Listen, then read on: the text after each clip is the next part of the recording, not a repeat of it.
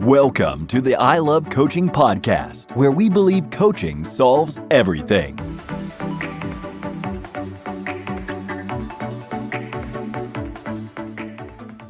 Welcome back, everybody. Welcome back to the I Love Coaching podcast. My name is Adam Roach. I'm your host, and I have an incredible treat for you today. That's right, an incredible treat. If you're watching on YouTube, you can see here that we have two kids. We have two kids sitting right here next to me. These aren't adults. These aren't coaches. What are we doing here, Adam? Well, here's what we're doing. We're going to come from the perspective of two individuals that are high performers in their skill set, and they're going to talk to us about how they've been coached. So instead of talking about coaching to you, we're going to talk to two individuals who have been coached at a really, really high level. And we have my daughter, Amelia, here, and her bestie, George. So, Amelia, introduce yourself. Tell us about yourself real quick. Hi, I'm Amelia. I play tennis for 6 hours a day. What else? You play tennis for 6 hours a day. How long have you been playing tennis? Since Speaking to the microphone. Since I was like 4. Well, you don't have to scream into the microphone. I'm sorry. Since I was 4. Since you were 4. Wow. Okay. And you're getting ready to be how old? 14. So 10 years. 10 years. And what are you ranked right now nationally? Do you know? In the 300s. In the top 300. And do you know what you are in your class?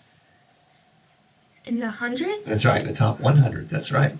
So in the under 14 girls, she's in the top 300 in the country. And in her class, nationally, she's in the top 100. And that is my daughter, Amelia. George, who are you? Tell us about yourself, George. Hi, I'm George. I have been a performer for a very long time. I started with doing recreational hip hop. Then I moved up to competitions and I would travel around South Carolina. And now I'm doing musical theater. So I sing, dance, and perform. That's right. And most recently, you did what? I did Spoleto, and I was in the opera in the children's choir. And right, we're not talking about just moving props, George. We're talking about you actually sang opera, right? Yes, I did sing. And you're how old, George? I am 14. And how long have you been doing this? A long time. I want to say since I was like 6, Wow. 7. Okay. And you're getting ready to be 14 too, right? Or are you 14 yet? I am 14. You are 14. Okay, gotcha. So for nearly 8 years you've been doing this. Yes. Got it. Love it. So let's go to both of you this question right here. What got you guys started in your we're going to call it your professions. In your profession, what got you guys started in each one of those? Do you have a question? I can go. So my sister did hip hop. Then I started with my first year of recreational hip hop. And that was just like taking classes, and we would put together a dance for the end to show the parents. And after that, I really loved dancing and performing. So I moved up into the competition league, and I started at the bottom tier and grew until I stopped. And now I started to do musical theater. Love it. And Amelia, what about you? How'd you get started? I started because Dad used to be really competitive in tennis. So I think that definitely is what started us. And me and Addison have always been really competitive. So tennis was just like the right sport for us. And then we just went from there. That's right. So Addison being your brother, right? Yes. Yeah, that's right. Okay, perfect. And so, Amelia, we'll stay with you for a second. Make sure you speak right to that microphone. Oh, sorry. What's been your favorite memory of, because you've been playing tennis for 10 years and you're only 14, what's been your favorite memory of tennis so far? Does it have to be tennis, or can it be like going somewhere with tennis? It could be, yeah, going somewhere with tennis, anything you want. Definitely like playing tennis, but then being able to see the pros play and seeing like what potential I can get to definitely is. Do you have a favorite match that you watched? As for the professionals? The Ben Shelton and Tommy Paul match last year at the US Open definitely was one of my favorites. Anything with Coco Gauff I love. And my favorite was definitely the Serena Williams 2 years ago, right? Yeah, her last match, Her last right? match, yes. Yeah, that's really cool. George, what about you? What's been your favorite memory of being a hip-hop dancer, a on-stage performer, and a opera singer? Well, my favorite is definitely when I did hip hop. When we would travel for competitions, we would go to Jekyll Island, Charlotte, just around, whether it being South Carolina or sometimes North Carolina. I loved going to the competitions, hanging out with everyone, and it was just all very fun. That's good. Now, let's talk about pressure, because you both compete at a really, really high level, right? So how do you handle pressure? And let's talk about specifically maybe how you've been coached to not only handle pressure, but work your way through pressure. So Amelia, we'll start with you. Okay. I've been coached to kind of use pressure as my advantage. Because we know both players are feeling pressure. So to take advantage of the pressure moment and How do you take advantage of the pressure moment? like in tennis points or Just in general, yeah, in the tennis points. I usually I'm trying to be really calm about it. Try not to get myself worked up too much. And usually if I do that, that helps me a lot compared to the player on the other side of the net who could be freaking out, which then causes them to lose the point. That's right. That's right. And do you have any memories of really under pressure rising to the top? Rising to the moment and really taking advantage of that pressure moment? I don't have any specific memories, but Yeah. definitely like in close tie breaks, you can use the pressure as an advantage because you're both feeling pressure because it's in a close match. But I don't really have a specific memory. Okay. George, what about you? I mean, you perform on some big stages, and I mean, dancing and performing and memorizing your lines and not squealing your voice, right? Those are all big things. So how do you handle the pressure, George? So I try my best in advance when I get my scripts to make sure I do know my lines to the T, and I know them so I won't go on stage and hopefully I don't forget my dances or forget my lines. But usually before every show, I am very nervous, and stress isn't the right word, but like... Anxious? Anxious, yes. And I try to calm myself by thinking, like, if I am pressured or anxious, like, I am going to forget my lines. So I have to calm myself so I perform to the best of my ability. Yeah. George, are you under pressure right now to answer these questions? George, you're not freaking out, are you? No. Okay, good. Okay, just making sure. So now, George, the opportunity to forget your lines is pretty high, right? I mean, because you could be kind of nervous out there, your brain could freeze up, and you forget your line, right? Has that ever happened to you?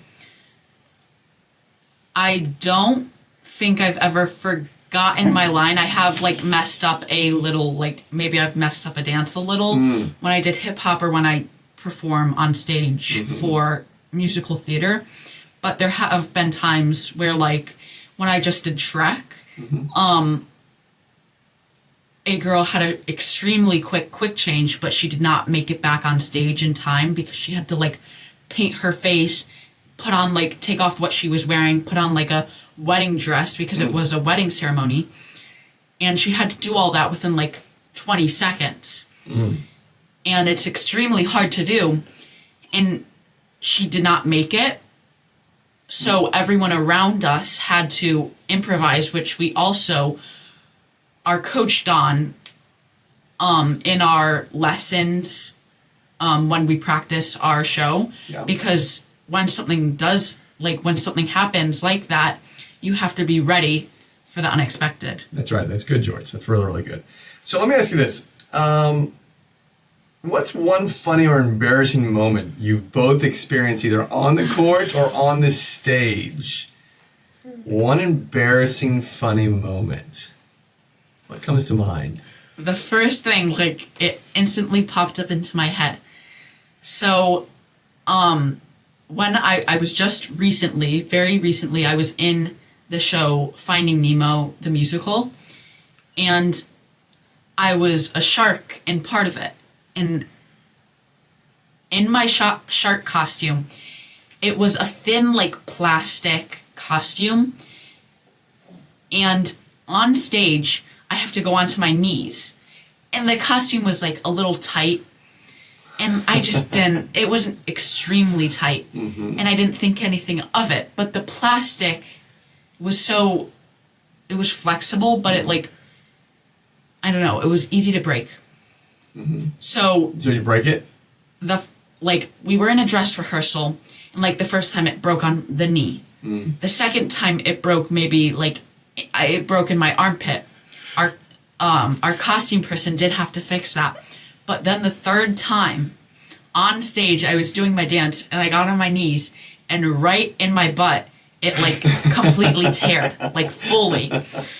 And then my director was like, well, you've broken your costume, like, 3 times, so you got to take it home and fix it for our show tomorrow, because it was, we have multiple days of shows, so I had to take it home. My dad got tape, and I had to fix it the next morning because I performed that morning. That's good. Amelia, what about you? Can I have, like, a couple? Sure. Okay, I think definitely my first one is when you're in a tennis match, like, usually doubles, and you have an easy shot. Like, you've practiced it so many times. And in practice, you practice it, like for hours, or in private lessons, and usually it's overheads or volleys or something. I've definitely had a ball almost on top of the net and maybe fenced it. Or fences it mean you hit the ball and it doesn't go down and goes right into the fence, or goes directly towards the fence? Or had a volley on top of the net. This actually happened really recently. Had a volley on top of the net, and I smacked it in the bottom of the net and almost fell over the net. That was definitely one of the most embarrassing. I think another embarrassing one is also in doubles, is just getting hit when you're at the net. Because sometimes, like today, I was playing against one of the coaches, Chelsea, and she's, like, known for having a really big forehand. And so when the ball comes at you, it's terrifying, even though you have a racket in your hand. And I, like, dropped my racket and screamed. And our main coach is right there. And I got past line, and that's what you're absolutely not supposed to do, is get past line. That's very So true. it's definitely one of the most embarrassing things. Okay, got it. Those are fun. Okay, let's transition here. So let's talk about your inspirations, right? Because, Amelia, you said you've gone to many professional tournaments, right? We've gone to the U.S. Open now, I think, 3 years in a row. We just came back from Indian Wells, which is in California. You've been a ball girl for quite a few professional tournaments. Who's been your biggest inspiration in tennis, and why? And George, you get to say the same thing in the theater space, or in the hip hop space, or in the opera space. Who's been your biggest inspiration, and why? That's a hard one. Do you know yours? No, do you know yours? Kind of. Go for it, George. You can go. Okay.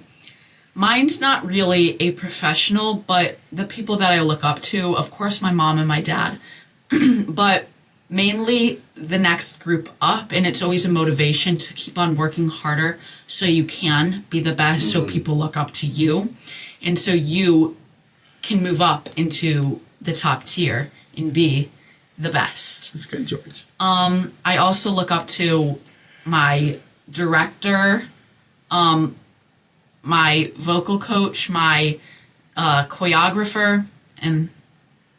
Got it. So all the people that make you better. Love it. And then you also want to be a great example for the kids that are coming up behind you.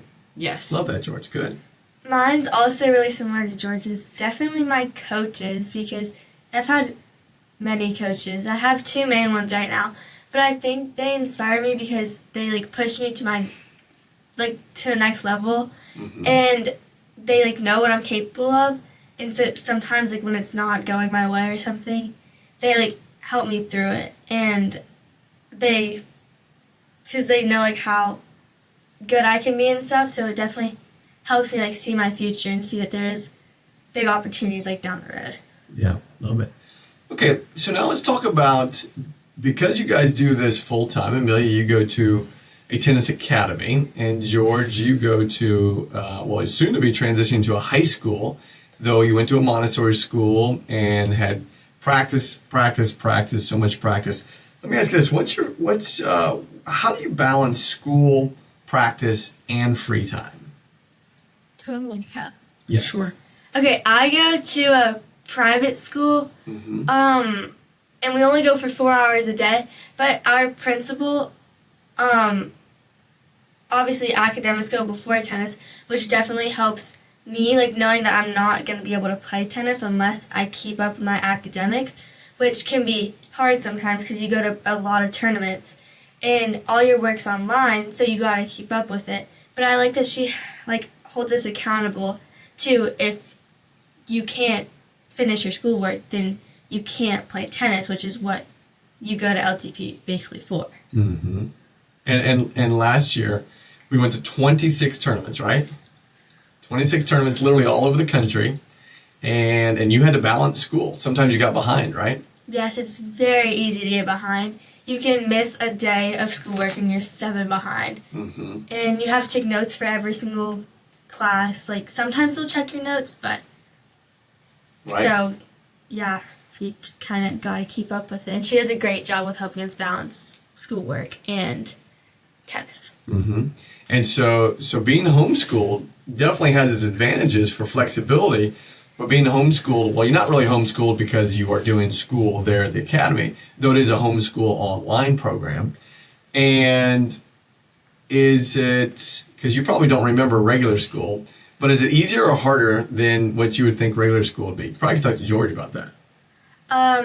If our school would be harder than Georgia's school, Uh-huh. I don't know. I feel like I definitely like smaller schools because I like smaller, places and, environments, yeah.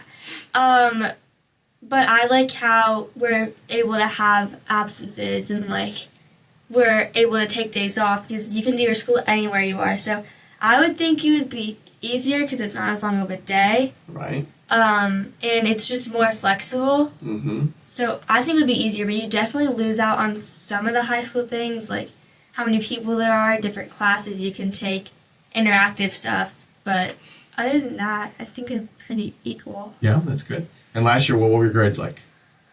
I think I had all A's. I got into the Honor roll. High Honor Society. That's right. National Yeah. Honor Society. Yes, you did. Good job. All right, George, how do you balance your world? Okay. School and your on stage. So, in school, of course, there's always going to be homework.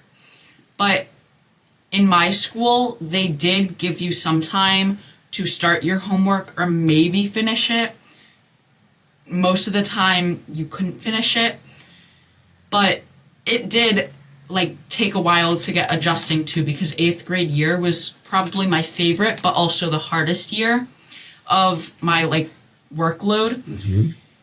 So my regular schedule would usually be waking up, getting ready, go to school, go home, maybe get a snack, change, go to theater, get home, eat dinner, and then shower and maybe be in bed by 9:30, and then do some homework. And you really have to make sure you balance it and not get behind because there are kids in the school that really don't care about doing their homework.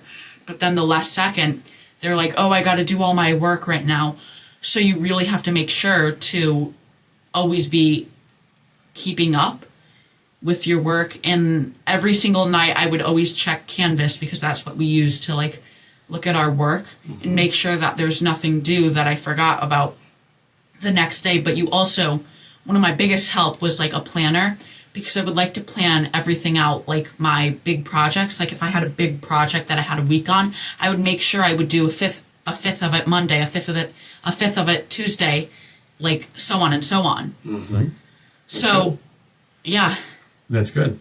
Okay, let's go rapid fire here real quick. So I'm going to say I'm going to ask the question and you got to give rapid fire off the top of your head. Okay? Favorite pump up song before an event or on stage? Go. Rapid fire. I don't know. I don't know. You don't have a favorite pump up song? No. No? Okay, if you listen to any music before you perform, what is it? I I don't like to listen to music before I play. Oh, I really don't listen to music before I perform. I like talking to I like talking the people to that are on this side of my stage, Oh, side of the stage with me. Okay, if you could go see one performer in concert right now, who would it be? Well, we're already going to see Taylor Swift. Lana Del Rey. Got it. But Or Lana Del Rey or SZA. Noah Kahan or Olivia Rodrigo or SZA. Okay. Or Noah Kahan. Favorite social media app?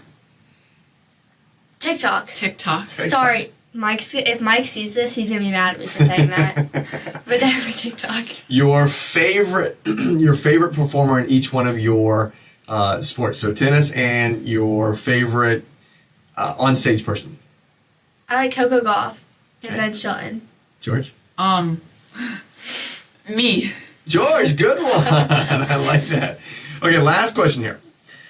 What advice would you give to other kids who want to pursue tennis at the high level that you are, Amelia, and George, the hip-hop on-stage opera presence like you are? What advice would you give them? I would say definitely not to give up. Because it can definitely be really overwhelming and challenging, and you'll definitely hit some walls or just where you think you can't do it anymore. And I would just say just keep going, take breaks if you need to, but don't give up, because tennis is a hard sport mentally and physically, so you can get burnt out really easy in it. So just don't give up. Love it. George? I would say, like me, always look up to the level ahead and always fight to get to the level ahead, and try to get to the top. Like, try your best to get to the top. And it might sound cheesy, but try your best, because if you're trying your best and you're really putting your mind to it, you can get to the top.